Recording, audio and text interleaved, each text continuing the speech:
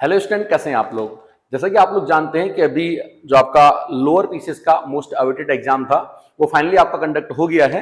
अब एक मेन सवाल ये है कि इसकी कट ऑफ कितनी जा सकती है। कट ऑफ कितनी जा सकती है, इस बात के लिए कुछ फैक्टर काम करते हैं। पहले उन फैक्टरों की बात करते हैं। मेरे हिसाब से कट ऑफ को निर्धारित केवल दो चीजें करती हैं, एक नंबर ऑफ पोस्ट कितनी है और दूसरा एग्जाम का पैटर्न कैसा है। ठीक है, इस बात से कोई फर्क नहीं पड़ता है कि कितने लोगों ने एग्जाम दिया है, कितने लोगों ने एग्जाम छोड़ दिया है। वो बच्चा एग्जाम कभी नहीं छोड़ता है जिसने ठीक ठाक तैयारी कर रखी हो। ठीक है, और बाकी जिसने तैयारी नहीं कर रखी है वो एग्जाम छोड़ दे तब भी कोई फर्क नहीं पड़ता, अगर वो एग्जाम दे दे तब भी कोई फर्क नहीं पड़ता है। ठीक है, तो उससे कोई फर्क नहीं पड़ता है कितने बच्चे पेपर दे रहे हैं। अब नंबर ऑफ पोस्ट इसमें लगभग 120 के आसपास है, 117, लगभग 1800 बच्चे कम से कम इसमें निकलेंगे आपके। 15 गुना लोग प्री में क्वालिफाई किए जाते हैं। एग्जाम पैटर्न की बात करता हूं, देखिए इसमें एक पोर्शन आपका जीएस का पोर्शन था, दूसरा आपका सीसेट का पोर्शन था। इस बार का पेपर पिछली बार के पेपर से बोलूंगा मैं थोड़ा सा कठिन कह सकता हूं मैं। ठीक है, रीजन उसका ये है, देखिए बहुत सारे लोग कट ऑफ जो है ना, पिछली बार की कट ऑफ को देख करके कट ऑफ बता रहे हैं। मैं आपको रियली बताऊं, पिछली बार के पेपर में 12 क्वेश्चन जो थे वो एक्स्ट्रा दिए गए थे सभी बच्चों को। ठीक है, और वो ऐसे क्वेश्चन पे आपको मिला था, ऐसे क्वेश्चन एक्स्ट्रा दिए गए थे जो सच में कंफ्यूजिंग वाले थे। वही जो 12 क्वेश्चन थे वो डिसाइड करने वाले थे और वो बोनस दिए गए थे। उन 12 क्वेश्चनों पे सभी कंफ्यूज थे। जब आयोग कंफ्यूज है तो बच्चे भी कंफ्यूज ही हैं। आयोग ने फाइनली उनको डिलीट करके क्या कर दिया, सबको नंबर दे दिया। भाई इससे अच्छा अगर आयोग उनको डिलीट करके किसी को नंबर नहीं देता ना, कट ऑफ बहुत नीचे आ जाती। लेकिन आयोग ने सबको फ्री में वाले क्वेश्चन दे दिए जो कठिन क्वेश्चन थे। तो इसका मतलब क्या हो गया है, अपने आप में कट ऑफ हाई चली गई है। तो इस बार ऐसा नहीं होगा, ऐसे हम उम्मीद करते हैं। और ऐसा होगा भी तो 2-4 प्रश्न में अगर हो भी गया तो उतना फर्क बहुत ज्यादा पड़ने वाला नहीं है। तो कट ऑफ के लिए डरने वाली कोई बात नहीं है, बात को समझाने का प्रयास कर दो। देखिए यहाँ पे जीएस में 100 क्वेश्चन में से 11 क्वेश्चन मुझे लगे टफ थे। 11 क्वेश्चन कठिन प्रश्न है, मतलब ऐसा नहीं कोई कर नहीं सकता है, बट कठिन है।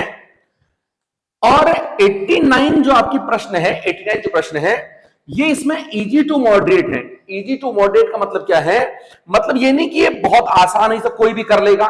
ठीक है, मतलब ये वो क्वेश्चन है जिन्हें लोग अटेम्प्ट करेंगे। ये क्वेश्चन तो आपके छोड़ने वाले, ऐसा नहीं कि सबने छोड़ दिए होंगे, लेकिन ये छोड़ने के लिए भी आए हुए हैं ये। ठीक है, अब और 89 कैसे क्वेश्चन है आपके, थोड़ा आसान क्वेश्चन है, मतलब इजी टू मॉडरेट जिनको लोग हल करेंगे। अब देखो पहले मैं जरा बात करता हूं ये 11 क्वेश्चन कौन से हैं जो मैं आपको बोल रहा हूं कि थोड़ा कठिन क्वेश्चन है, जल्दी से हर आदमी से अटेम्प्ट नहीं करने वाला। ठीक है, सबसे पहला क्वेश्चन था आपका, निम्नलिखित में से किस नस्ल के पशुओं का संरक्षण और संवर्धन भ्रूण प्रत्यारोपण तकनीक के माध्यम से किया जा रहा है। मुझे लगता है अपने आप में टफ क्वेश्चन है। बिल लाओ इनाम पाओ योजना, हो सकता है किसी ने करी भी हो, लेकिन कठिन क्वेश्चन है। गांधी पुलिस के नाम से किसे जानते हैं, भाई अपने आप में काफी कठिन क्वेश्चन था ये भी। ठीक है, विद्युत स्विच किसके बनाए जाते हैं, ये वैसे कर भी रहेंगे बच्चे, ऐसा नहीं है, नॉर्मली क्वेश्चन है, लेकिन फिर भी हर इंसान तो नहीं कर पाएगा, थोड़ा सा कठिन में से इसको बोलूंगा। इसके अलावा इसमें जो लचीली मुद्रास्फीति का लक्ष्य जो इसमें सुझाव दिया है, ये अपने आप में कठिन क्वेश्चन है, याद रखना। ठीक है, इसके अलावा उच्च न्यायालय की जो स्थायी बेंच है, ये कठिन क्वेश्चन है। इसके अलावा आरबीआई के गवर्नरों का क्रम कठिन है क्योंकि पुराना पूछा गया। देखो अभी आप हाल फिलहाल जब से आप तैयारी कर रहे होगे उसमें आपने इनका नाम सुना नहीं होगा, एक रंगराजन का ही सुना होगा, बस हो गया। ठीक है, एसडीजी के जो लक्ष्य हैं ये भी अपने आप में कठिन क्वेश्चन है, लेकिन बस ये कि देखो ये किताब में रहता है, हर किताब में मिल जाता है, लेकिन लोग उसको 17 के 17 जो लक्ष्य है ना उन्हें याद नहीं करते हैं, तो अपने आप में कठिन क्वेश्चन है। हालांकि ये कुछ लोगों ने सही किया भी होगा। इसके अलावा कस्टमरी लॉ ऑफ कुमाऊं, ये किताब किसकी है, भाई ये किताब भी अपने आप में कठिन किताब है, मैं ऐसा बोलूंगा। ठीक है, और इसके अलावा इसमें कठिन प्रश्न की अगर मैं बात करूं, बेलाकुची आपदा घटना, ये भी कठिन क्वेश्चन है, याद रखना।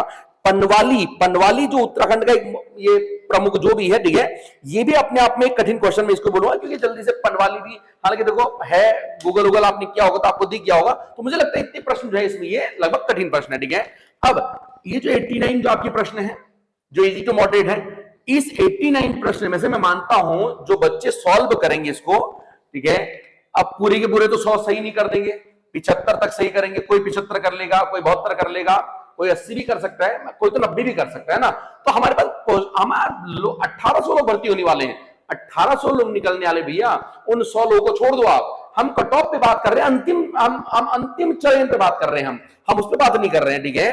तो एवरेज जो कट ऑफ के अंदर आ जाएगा ना, वो कौन होगा, जो इस 89 में से लगभग 70 नंबर करके लिया होगा, 70 मार्क्स जो करके लिया होगा, वो मेरे ख्याल से यहां पे आ जाना चाहिए है। अब दूसरी बात करते हैं, देखो सी सेट की, सी सेट में 50 क्वेश्चन थे, 50 क्वेश्चन थे। जो एवरेज टाइप के लोग हैं ना, एवरेज टाइप के लोग हैं मैथ्स में, जिनका मतलब एवरेज रहते हैं, वो मुझे लगता है इसमें 35 तक कर सकते हैं, 35 तक इसमें कर सकते हैं। और देखो जो मैथ्स बैकग्राउंड के होंगे वो तो हो सकता है कोई नहीं, किसी ने 50 के 50 भी कर दिए होंगे, मैं उनकी बात नहीं कर रहा हूं, वही फिर 100 में निकाल देंगे उनको, है ना। लेकिन एवरेज जो इसमें 35 तक बच्चे लेके आ सकते हैं एवरेज।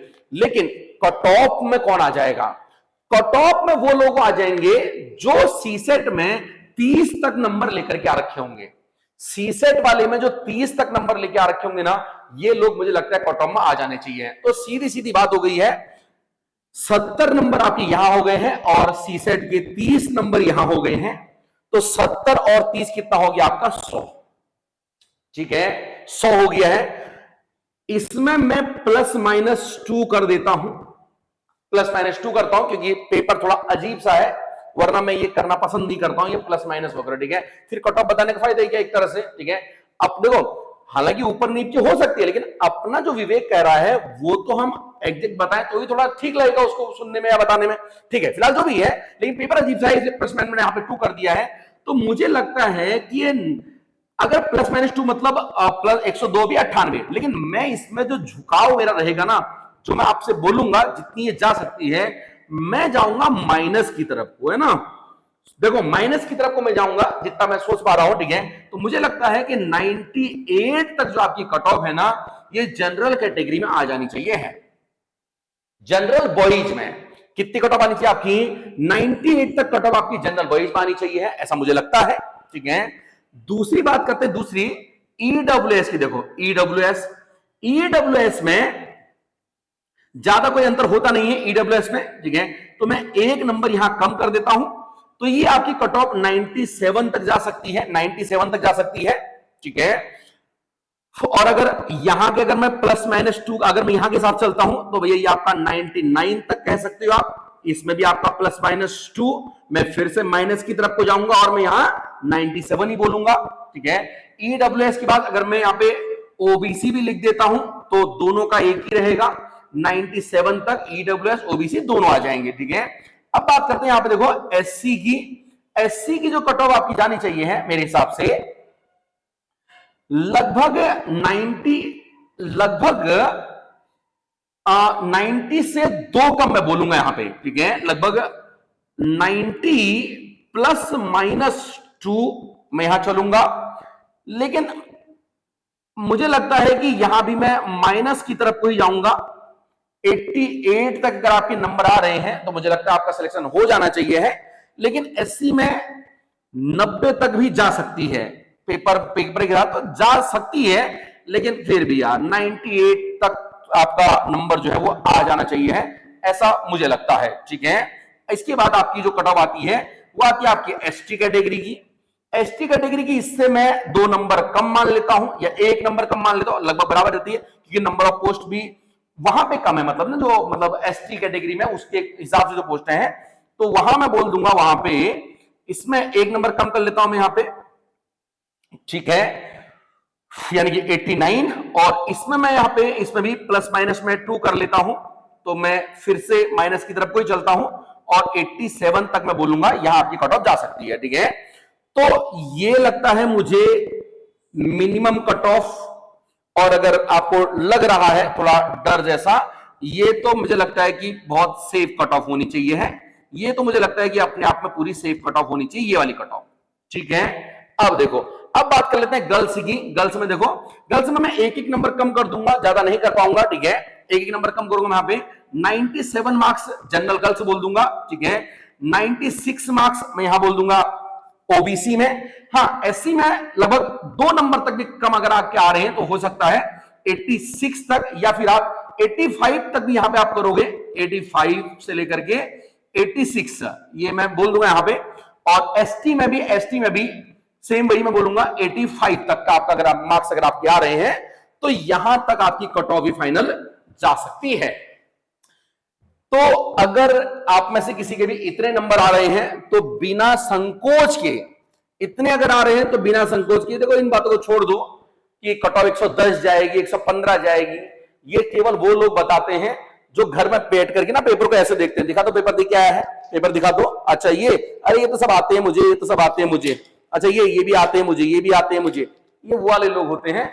वास्तव में जब एग्जाम हॉल में आप पेपर देते हो ना तो 2-4 प्रश्न तो आते हुए गलत जाते हैं, आएगा आपका, है ना। इस बार तो वैसे ही पेपर में इधर कूट वाले, मिलाने वाले भी काफी कुछ आ गया थोड़ा सा, और ऊपर से फिर आपका रीजनिंग वाला पोर्शन इतना लेंदी था, तो अपने आप में वो वहां करना अलग बात होती है, ठीक है ना।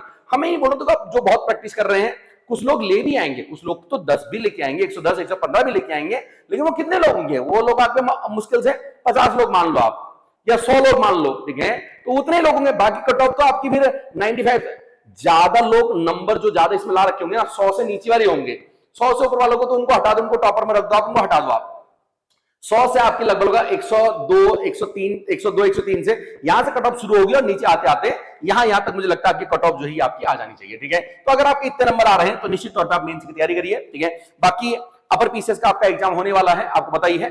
लोअर पीसीएस के लिए जो इसकी आंसर राइटिंग है वो उसकी क्लासेस हम जल्दी ही शुरू करेंगे, ठीक है। अगर आपको करना है, पिछली बार भी आपने देखा था एक अच्छा रिजल्ट हमने दिया था, तो इस बार भी आप भरोसा कर सकते हैं कि एक अच्छा रिजल्ट हम इस बार भी देंगे। और जो अपर पीसीएस की टेस्ट सीरीज है वो मैं यूट्यूब पे फ्री आपको देने वाला हूं, तो यूट्यूब पे अपर पीसीएस के लिए एक बेहतरीन टेस्ट सीरीज चलने वाली है, ठीक है।